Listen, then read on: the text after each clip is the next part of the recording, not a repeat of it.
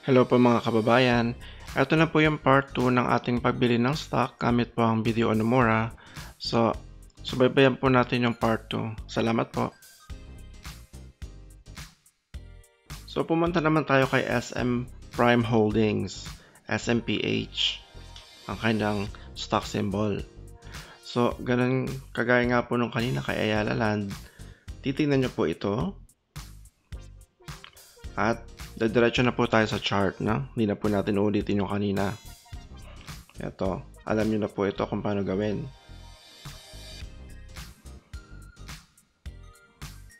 So, yun nga po pagpasok ng 2020, tapos yon napabalita nga po yung corona, ang pandemic, bla bla. So, nagpanic po yung mga tao, bumaba po ang stocks, nagbentahan, nagpanic. At ngayon nga po, medyo nakaka-recover na ulit. So, pataas na po siya. So, kung ako po ulit ang tatanungin, nasa inyo po yan. Kung gusto nyo pong bilihin si SMPH ngayon na, nasa sa inyo po yan. Desisyon nyo po yan. Isa po yan sa aking mga rules. Ang dapat po ang desisyon, kayo po ang gumagawa. Ang ginagawa ko lang po dito ay nag-a-advise. So, kung ako po ang tatanungin, bibilihin ko po ba si SMPH? Ayon sa nakikita ko ngayon, hindi ko pa rin po muna bibilihin si SMPH. Bakit po? Kung iisipin niyo po, ang value po ng SMPH ngayon ay 31. So, hindi po natin alam kung kailan talaga siya makakabawi at hindi po natin siya nakikitaan ng tuloy-tuloy na pagtaas. So, sa tingin ko rin po, para mag-up and down pa po ito at maaari pong matagalan bago talagang makaangat or makabawi ang stock ng SMPH. So, kung 31 po ang halaga niya at normally, sa isa pong perfect condition, naglalaro po ang price niya sa ganitong bahagi ng graph. Ang malaki pong bahagi ng presyo niya ay naririto. So, kung 31 po siya at tataas po siya ng sabihin nating between 36 and 40, 38. So, hindi po masyadong malaki na kung makuha po natin siya ng 31 at umangat siya sabihin natin ng 38 dito sa gitna ng 36 at 40, ang magiging profit po natin ay hindi po masyadong malaki unless marami po kayong bibilhing stocks, which is nagre-require din po ng malaking pera. So, nasa sa inyo po yan. Pero kung ako po ang tatanungin, hindi po muna. So, isasara po natin ang tab ni SMPH. So, yun na nga po. Dalawa na lang ang ating natitirang stocks. Si Metrobank at si Jollibee. So, dun po sa pinagpilian nating 20, ginawa po natin siyang 4 at ngayon po dalawa na lang. So, top 2. Titingnan po natin ulit ito at pupunta po tayo sa chart. So, interesting din po ang graph natin.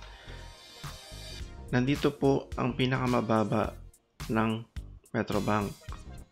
Dito po, tingnan nyo po itong L. Ito po yung lowest, highest, opening, at closing. Tingnan nyo po ang low dito.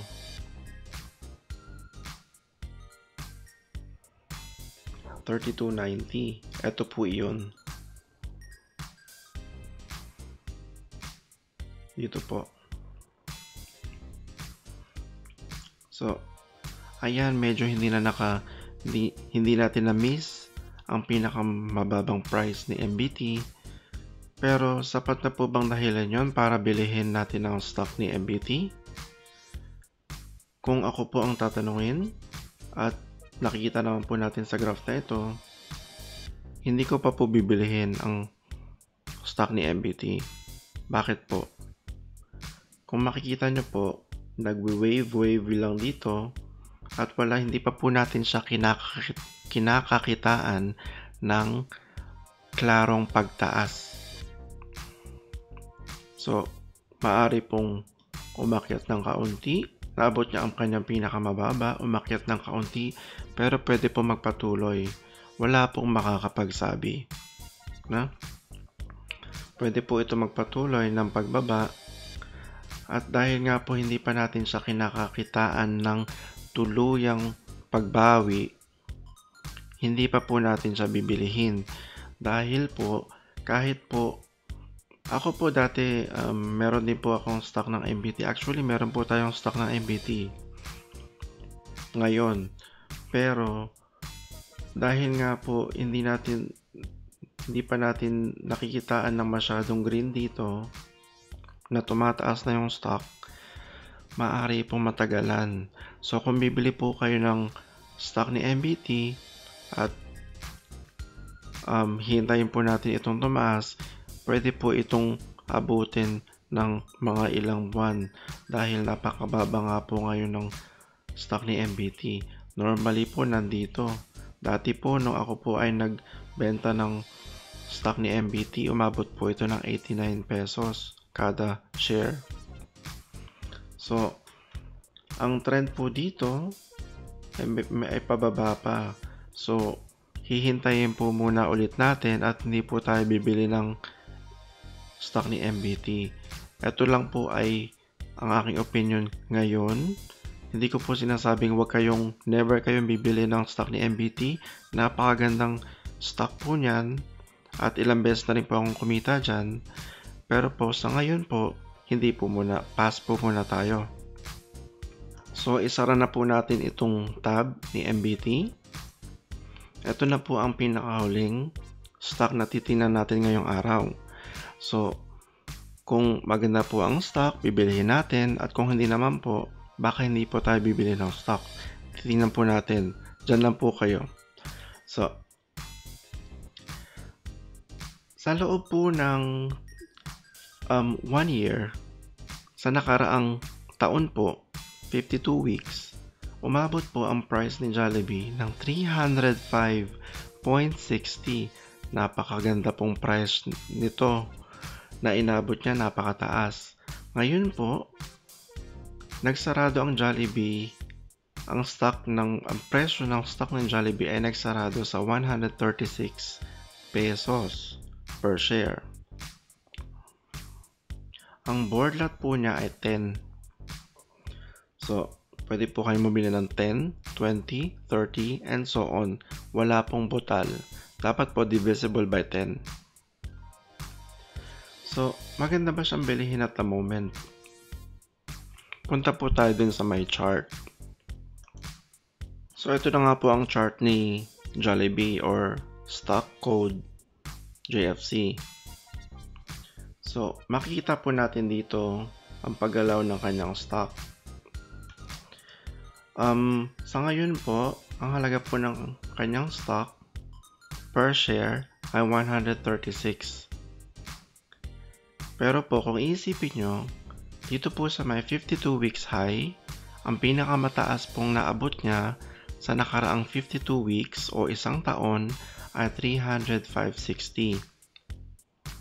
Noong pong last Friday, May 8, ang pinakamababa po niyang naabot ay 135.20. So, isipin nyo na lang po, kung makabawi si Jollibee at mabili nyo siya sa ganitong price at umabot ulit siya sa 305.60, malaki po ang inyong kikitain. Tingnan po natin. 305.6 minus po natin dito sa 135.20. 170.40 po. So, isipin nyo po sa halagang sa 10 shares na meron kayo, halimbawa, ito po yung pinakamababa, pwede na po kayong kumita ng times 10 nyo lang po, 1,704. Paano po kung 20 yung inyong stocks?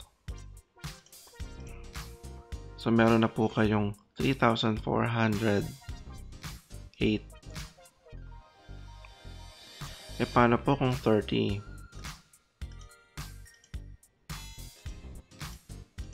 Meron na po kayong 5,112. Ganun po kalaki ang pwede nyo kitain ngayon kay Jollibee kung mag-i-invest po kayo sa kanilang shares. Dahil nga po mababa, pero po medyo nakabawi-bawi na at sigurado po itong magtataas dahil ang Jollibee po ay isa sa mga kino-considered na blue chip stocks. Ano po yung blue chip stocks na sinasabi? Ito po yung galing sa poker. Ang blue chip po ay ang chip po na may pinakamataas ang value. So ang maganda po ang track record ni Jollibee. Marami na pong kumita sa kanya. Ang mga nag-invest po sa kanya, kumikita po ng pera. At si Jollibee po ay isa sa mga companies na regular din nagbabayad ng dividends. So, kung hindi nyo po mabenta ang inyong stocks sa mga susunod na buwan, maaari po kayo makatanggap ng dividendo. Ito po ang parte ng inyong invest. Ito po ang parte nyo sa kinita ni Jollibee dahil po kayo ay may investment na stock sa kanya. Ibig sabihin po, kayo ay isa sa mga may-ari ng Jollibee. So, kung ako po ang tatanungin, ito po ay magandang bilihin ang stock ni Jollibee. Kung iisipin nyo po, mula po dito sa may price point na ito, dito po, no? Ang kabuang parte po ng Jollibee ay mataas. Ang parte po na nakalubog kay Jollibee ay maliit na parte lamang. So kung i-average nyo po ito, napakaliit po ng tsansa na bumaba pa siya dito sa may level na ito dahil nga po normally ang price ni Jollibee ay mataas. So, ito pong, sundan nyo po itong kamay na to, ito po ang guhit. Nandito po ngayon ang presyo ni Jollibee. So, ang presyo po ng kanyang stock ay nandito sa may bandang itaas. Hindi na po siya dito lumubog, no? Nakataas po, nakaangat po ang kanyang presyo. Dito lang po siya lumubog dahil nga sa mga lockdown, nagsara ang kanilang mga stores, wala pong masyadong customers, hindi po sila makapag-operate. At ang mga tao po ay nagpanic, nag-sell ng mga stock. Kaya po bumaba ang kanyang value. Pero po makikita nyo po na ang kanyang nakalubog na parte ay maiksi lamang. So, nakikitaan ko po ito ng magandang profit. Kung kayo po ay mag-i-invest, bili po kayo ng stocks, tapos po hintayin nyo lang po mga ilang linggo, mga ilang buwan, at pag po nagtaas na, hopefully po umabot po ulit ng 300, malaki po ang inyong kikitain. So guys, napahaba na naman po ang ating part 2. Doon po sa part 3, gagamitin na po natin yung ating BDO Nomura account para po sa pagbili ng stocks. So, subaybayan niyo po yung part 3. Salamat po.